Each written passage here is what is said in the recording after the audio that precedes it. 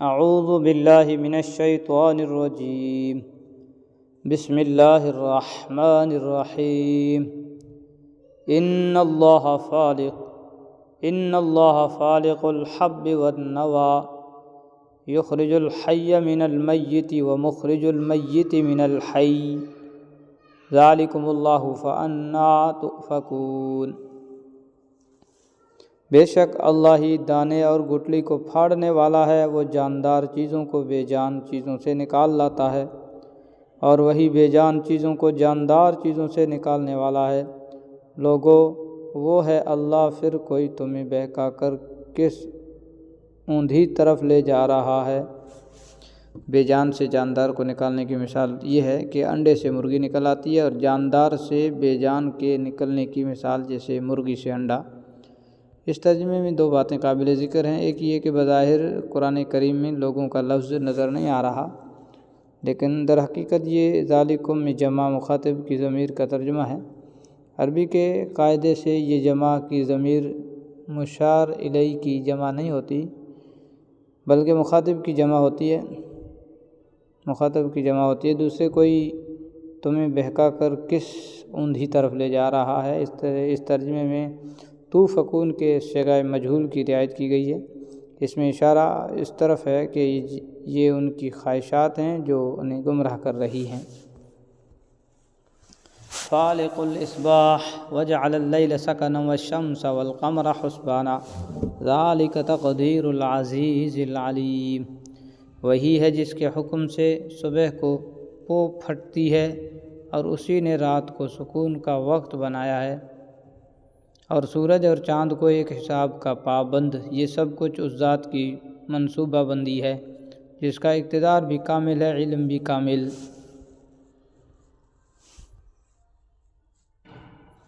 وَهُوَ الَّذِي جَعَلَ لَكُمُ النُّجُومَ لِتَهْتَدُوا بِهَا فِي ظُلُمَاتِ الْبَرِّ وَالْبَحْرِ قَدْ فَصَّلْنَا الْآيَاتِ لِقَوْمٍ يَعْلَمُونَ۔ اور اسی نے تمہارے لیے ستارے بنائے ہیں تاکہ تم ان کے ذریعے خشکی اور سمندر کی تاریکیوں میں راستے معلوم کر سکو۔ ہم نے ساری نشانیاں ایک ایک کر کے کھول دی ہیں، مگر ان لوگوں کے لیے جو علم سے کام لیں۔ وَهُوَ الَّذِي أَنشَأَكُم مِّن نَّفْسٍ وَاحِدَةٍ فَمُسْتَقَرٌّ وَمُسْتَوْدَعٌ قَدْ فَصَّلْنَا الْآيَاتِ لِقَوْمٍ يَفْقَهُونَ۔ وہی ہے جس نے تم سب کو ایک جان سے پیدا کیا، پھر ہر شخص کا ایک مستقر ہے اور ایک امانت رکھنے کی جگہ۔ ہم نے ساری نشانیاں ایک ایک کر کے کھول دی ہے، مگر ان لوگوں کے لیے جو سمجھ سے کام لیں۔ مستقر اس جگہ کو کہتے ہیں جہاں کوئی شخص باقاعدہ اپنا ٹھکانہ بنا لے۔ اس کے برعکس امانت رکھنے کی جگہ پر قیام عارضی قسم کا ہوتا ہے، اس لیے وہاں رہائش کا باقاعدہ انتظام نہیں کیا جاتا۔ اس بات کو مد نظر رکھتے ہوئے اس آیت کی تفسیر مختلف طریقوں سے کی گئی ہے۔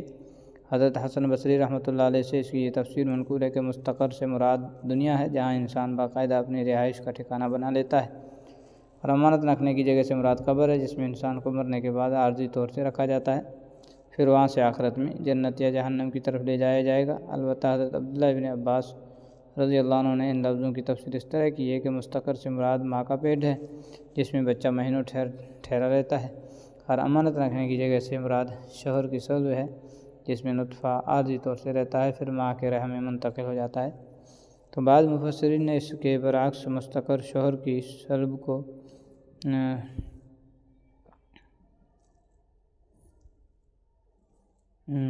صلب کو قرار دیا ہے، اور امانت رکھنے کی جگہ ماں کے رحم کو، کیونکہ بچہ وہاں عارضی طور پر رہتا ہے۔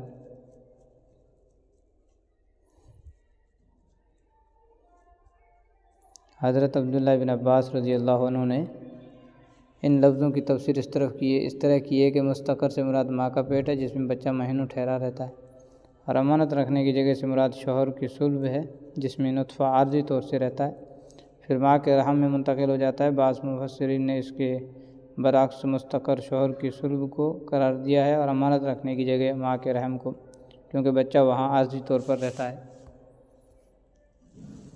وَهُوَ الَّذِي أَنزَلَ مِنَ السَّمَاءِ مَاءً فأخرجنا به نبات كل شيء فأخرجنا منه خضرا نخرج منه محبا متراكبا ومن النخل من طلعها قنوان دانية وجنات من أعناب والزيتون والرمان مشتبها وغير متشابه انظروا إلى ثمره إذا أثمر وينعه إن في ذلكم لآيات لقوم يؤمنون۔ اور اللہ وہی ہے جس نے تمہارے لیے آسمان سے پانی برسایا، پھر ہم نے اس کے ذریعے ہر قسم کی کونپلیں اگائی، ان کونپلوں سے ہم نے سبزیاں پیدا کی جن سے ہم تہ بتہ دانے نکالتے ہیں، اور کھجور کے گابھوں سے پھلوں کے وہ گچھے نکالتے ہیں جو پھل کے بوجھ سے جھکے جاتے ہیں۔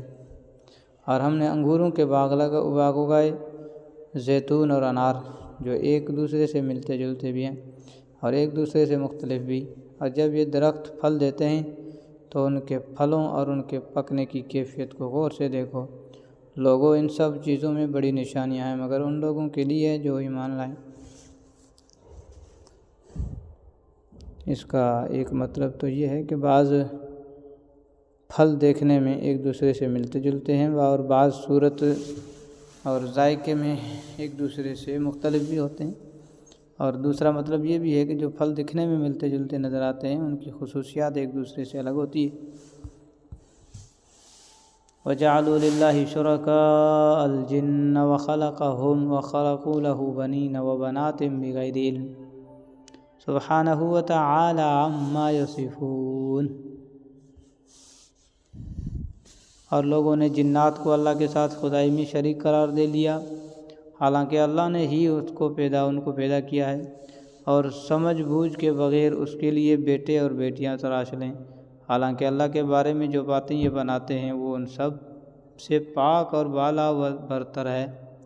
جنات سے مراد شیطان ہے، اور یہ ان لوگوں کے باطل عقیدے کی طرف اشارہ ہے جو یہ کہتے تھے کہ تمام مفید مخلوقات تو اللہ نے پیدا کی، مگر درندے، سانپ، بچھو اور دوسرے موذی جانور بلکہ تمام بری چیزیں شیطان نے پیدا کی ہے، اور وہی ان کا خالق ہے۔ ان لوگوں نے بظاہر ان بری چیزوں کی تخلیق کو اللہ تعالیٰ کی طرف منسوب کرنے سے پرہیز کیا، لیکن اتنا نہ سمجھ سکے کہ شیطان خود اللہ تعالیٰ کی مخلوق ہے اور وہ سب سے بری مخلوق ہے۔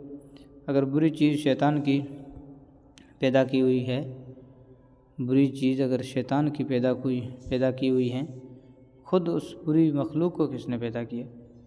تو اس کے علاوہ جو چیزیں ہمیں بری نظر آتی ہیں ان کی تخلیق میں بھی اللہ تعالیٰ کی بڑی حکمتیں ہیں، اور ان کی تخلیق کو برا فعل نہیں کہا جا سکتا۔ بقول اقبال مرحوم، نہیں ہے چیز نکمی کوئی زمانے میں، کوئی برا نہیں قدرت کے کارخانے میں۔